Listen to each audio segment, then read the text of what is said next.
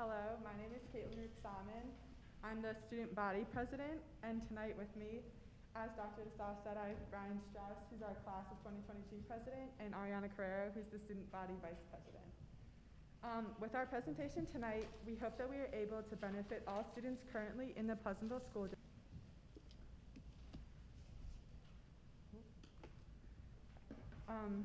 Our values. In student government meetings with all 4 classes and within the senior class, we have come up with several key things that we value about the Pleasantville School District. Our first is equity and inclusion. When we were brainstorming in previous student government meetings, some of the things that came up were programs such as the BRS Walk in Your Shoes Day, where students have the opportunity to kind of see different aspects of what it's like to be a student with disabilities or what that might be to other people. And I think a lot of, especially the seniors, that was something that they remember from way back when, and they did it multiple years. A second thing is student inclusion in different programs within the school. One of these is the Strategic Planning Committee. And personally, I had the opportunity to sit in on the Strategic Planning Committee meetings, and I had all the 4 other students who were in it with me. We were all given a lot of time to express our opinions, and all the administrators, the parents, and the staff all really wanted to hear what the students had to say, and I think that was something that overall, from a personal experience, I just really was proud to be able to be a part of that, and I was proud that Pleasantville allowed me the opportunity to do that. So our second values are family and community. With that, it's like the Pleasantville football team went to their state championship this year, and almost the whole Pleasantville community came out to support the whole team. It was one of the wonderful experiences I've ever been to and was a part of. Second thing on that too is Pleasantville, when they do the pep rallies, they have a very supportive, all the members of the village come out, students, and we just have a really fun night introducing the sports teams from field hockey, football, basketball, and the Ragamuffin Parade, where we have all students, families, people from the village all come out and support each other and just have a great time.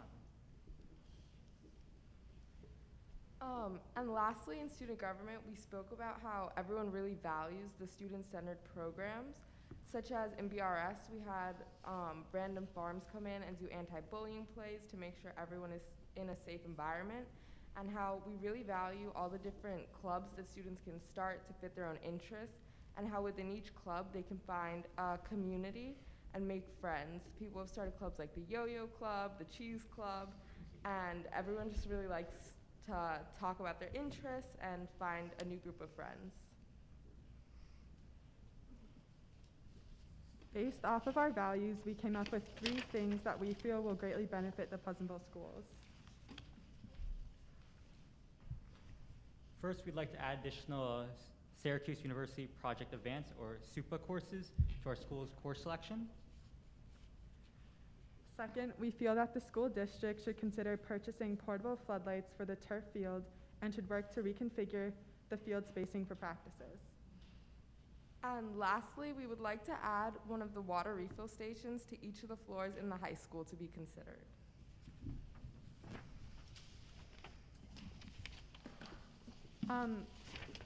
The SUPA courses, currently they were a new addition that we had this year to our electives. We have 2, the Intro to African American Studies and the Women and Gender Studies course, which I'm in. They allow us to bridge the gap between high school and college courses. Students are able to develop college-ready skills such as how to research, dialogue and discussion, writing, and they get practice in public speaking. These courses allow students to gain access to more progressive material and more advanced curriculum. We are not suggesting that we select the upcoming SUPA courses. We are leaving the selection to the discretion of Mr. Palumbo, the high school administration, and the curriculum coordinator. These courses are different than AP courses because they better simulate the style of an actual college course. I also wanted to add, I think that looking in, I know there's different, we had a meeting earlier this week talking about different options for next year if we were able to have more SUPA courses. Some of them I think we're looking into computer science and different other options, and not only just English and social studies classes, which I think is really great because I know that not everybody is like really interested in courses that are strictly in the fine arts or the literature and history. They also are interested in science and mathematics, so I think if we're able to add more courses, we should also consider keeping the Intro to African American Studies and Women and Gender Studies and looking to add a course or two in math and science. Personally, going into this course, I was very nervous for public speaking, and I wasn't as strong as I am now in my writing abilities. The Women and Gender Studies course, just for introduction, we have, I think, 4 3 to 5 page papers that we write, and then we write reading reflections and have every 3 weeks we have current events journals where we have to research current events related to topics we've discussed in the course. Every day we come in and we have readings or different podcasts that we have to watch or listen to, and then we form circle with our desk and we have an open discussion. Our teacher, Mrs. Papa, comes in and asks questions if we end up stuck or we stop conversation, but normally she'll propose 1 question or 2 at the beginning of class and we have a full discussion, which I think is really great. Because in other courses, like our AP courses, it's more of note-taking, and which is great strategy to learn. But I think also the discussion and writing and public speaking is emphasized more with the super courses, and that's how it differs from the AP courses.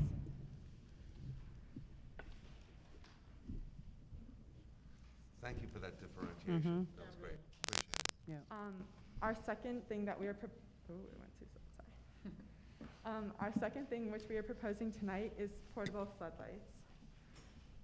In the fall, our boys soccer team and our girls soccer and field hockey teams are being asked to share a single turf field or split the small field in a span of 3 hours because we don't have lights, so practices and games can occur after dusk.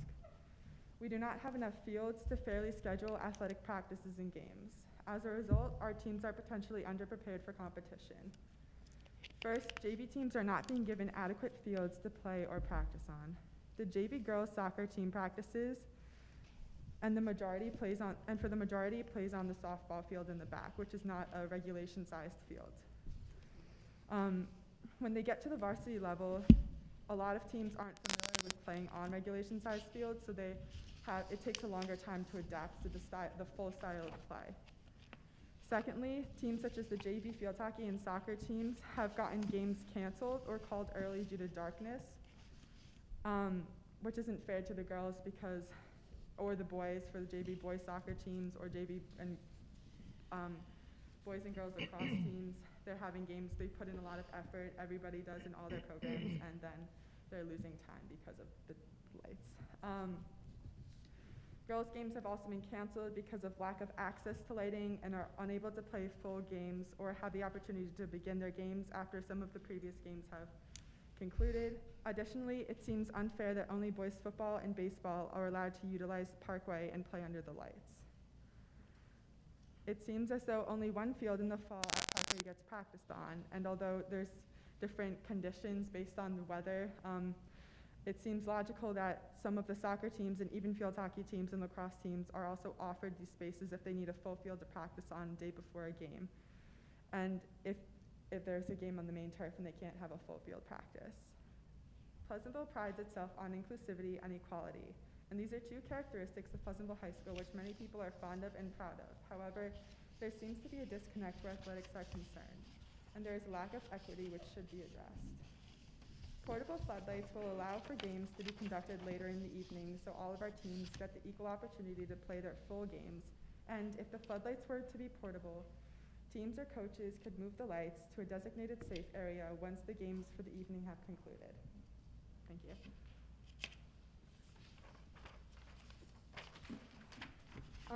And lastly, we have our water refill stations.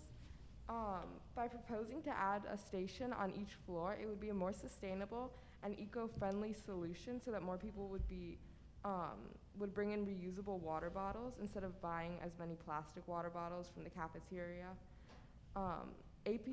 For example, the AP psychology class on the 4th floor and other English classes on that floor don't have access to a reusable water fountain.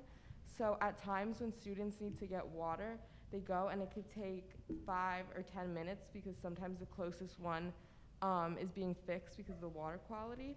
So it takes a lot of valuable class time away from them. Student government paid for a new water fountain 2 years ago, and it was very successful and greatly benefited the school. And use of these stations can also control and help students confirm that the water they are drinking is safe and filtered, so it can help the school regulate our water quality.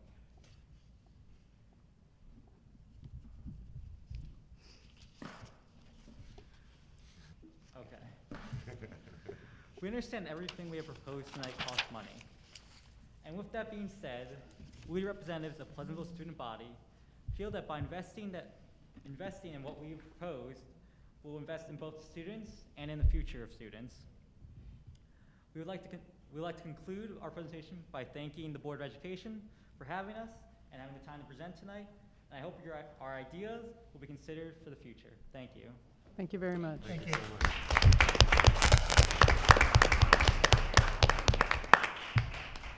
Just want to say thank you to the three of you and all of your peers on your student government team. And